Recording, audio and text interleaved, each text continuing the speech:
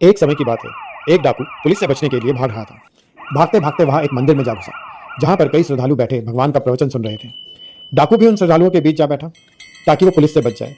और कई श्रद्धालुओं के बीच भीड़ में पुलिस उसे खोज रही थी, पर वह डाकू चुपचाप वहां पे एक शॉल ओढ़े बैठा था। कथावाचक भगवान की कथा और प्रवचन बोल रहे थे। डाकू भी बेमन से वहां बैठा रहा और कथा सुनने लगा। उसने कई बातें सुनी, कई बातें उसे समझ में आई, कई बातें उसने अनसुनी भी करी, लेकिन अंत में उसने एक चीज सुनी कि भगवान का कोई आकार नहीं होता।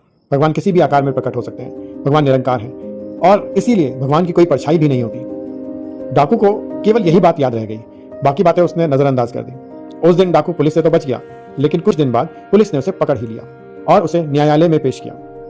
पर डाकू ने अदालत में अपना कोई भी अपराध स्वीकार नहीं किया और अपने आप को निर्दोष बताता रहा।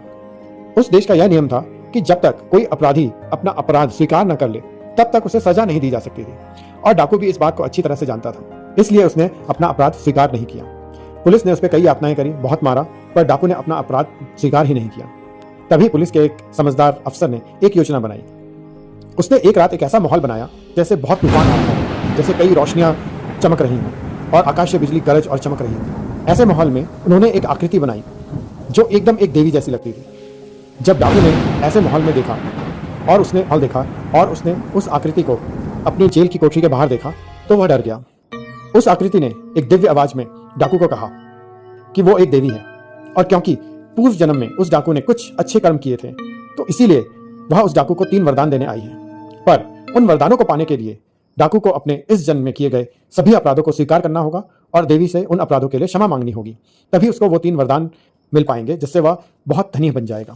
डाकू मान गया और अपने सभी अपराधों को स्वीकार करने के लिए तैयार हो गया।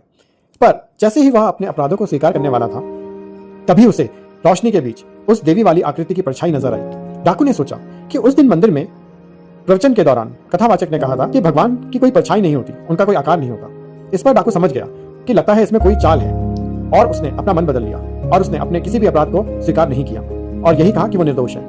और इस तरह से पुलिस की योजना विफल हो गई। डाकू बच गया और मजबूरन पुलिस को उसे छोड़ना पड़ा।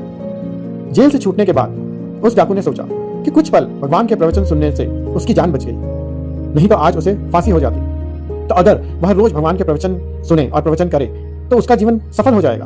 उस दिन डाकू ने निश्चय किया कि वह अपने सभी बुरे काम छोड़ देगा और भगवान की शरण में चला जाएगा। उस दिन के बाद डाकू ने सभी बुरे काम छोड़ दिए और भगवान की शरण में चला गया।